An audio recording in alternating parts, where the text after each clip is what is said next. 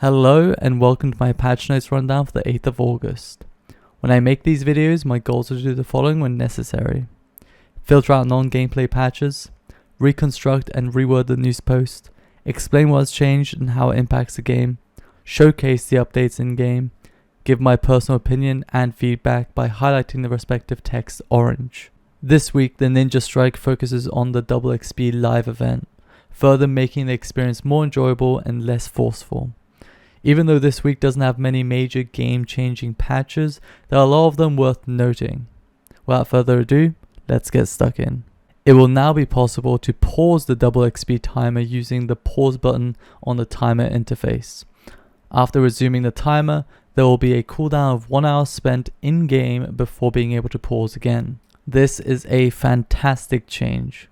This allows players to take a break, to PvM, have fun with friends, do dailies that aren't affected by the event, or AFK some low XP rate methods and chill.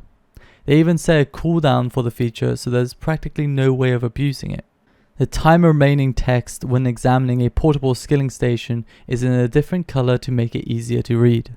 The examined text of portable skilling station now includes which player originally placed the station, as well as the most recent player to extend it.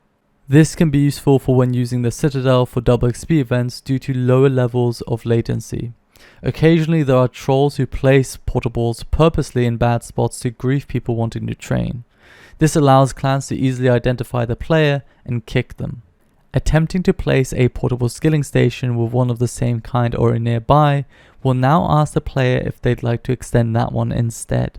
The following now stacks in the player's inventory: portable skilling packs, protein packs, skilling dummy crates, skilling dummies, and combat dummies. There is now a use all checkbox when using protein packs and dummy crates. Protein bars now have a do not ask me again option when smithing, which will allow players to instantly open the Make X interface for protein smithing. Protein power-ups now have a right-click activate 1, activate X, and activate all options. The buff time cap still remains at 2 hours. All 3 types of combat training dummies have now been turned into one generic combat dummy. When used, the player will be given a choice of which kind of dummy they'd like to deploy. Players can also quick select the dummy type by right-clicking.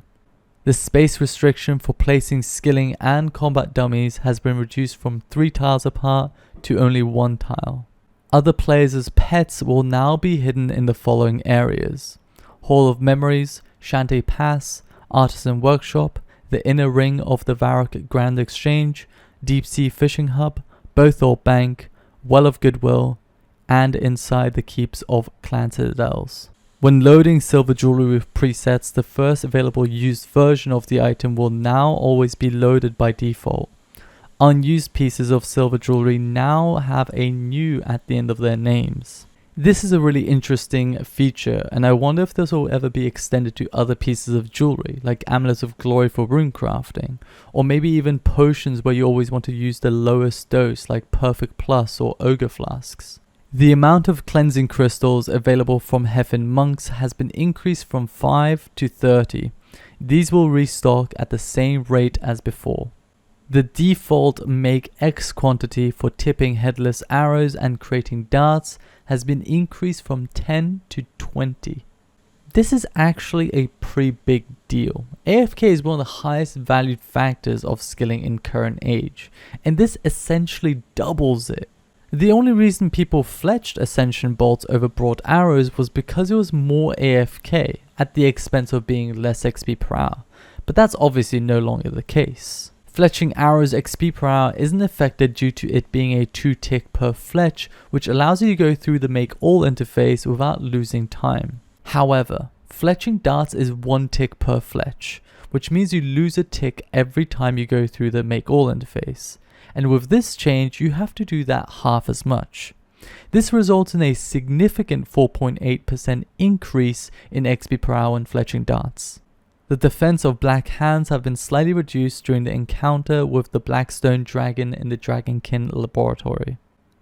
The height of overhead enemy NPC target panel has been adjusted for the black hands of Zao Tak, as well as several mini-bosses in the Dragonkin laboratory. This is still pretty bad in my opinion, but I don't really know if there's a realistic solution considering the height of the NPCs. Fire from the Blackstone Dragon fight in the Dragonkin laboratory no longer damages you once the encounter has concluded.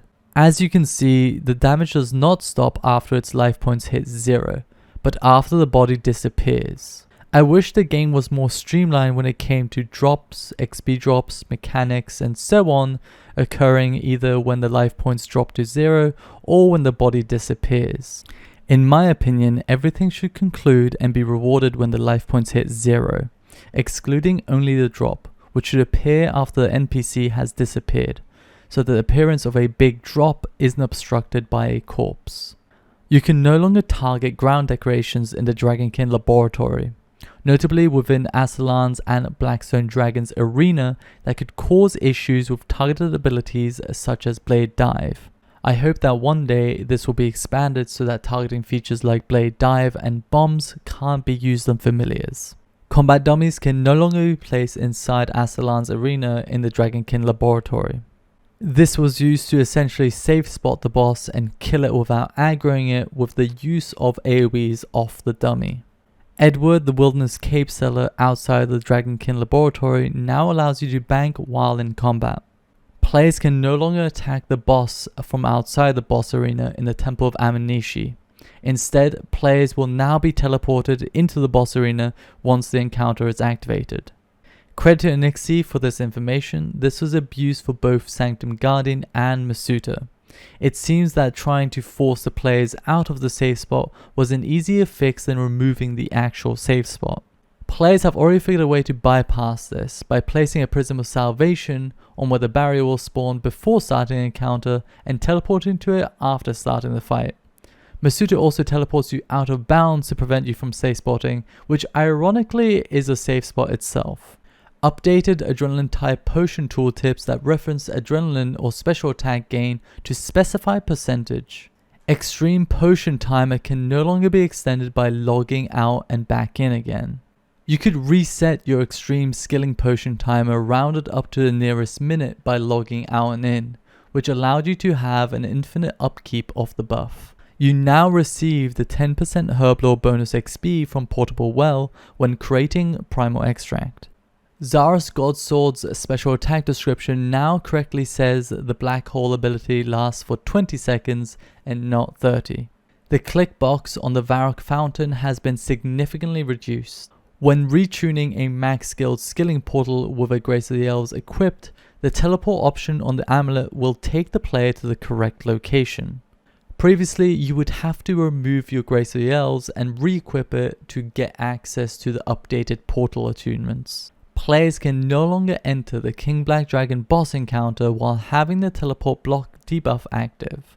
Throughout August and September, we'll be switching up our approach to promotions to try something new. During both months, each promotion that goes live will run uninterrupted for 2 weeks. In order to keep things fresh, we'll be mixing up rewards or mechanics during the runtime of these 2-week promotions. I think this is a good update to the Treasure Hunter since the constant change in promotions made it hard to follow. I couldn't be happier with the rate that the Ninja team is pumping out these quality of life changes, and I'm glad it has finally got the recognition it deserves. Another form of content creation that I'd love to see reignited would be TAP, which is basically a day in every work week where developers got to work on their passion projects. To name a few that started in TAP and made it to the live game are War's Retreat, Boss Pet Overrides, Next Angel of Death, Solak, Master Quest Cape, Buff Bars, Skyboxes, and skilling outfits outside Treasure Hunter. Anyways, that's it from me. Thank you for watching and see you next week.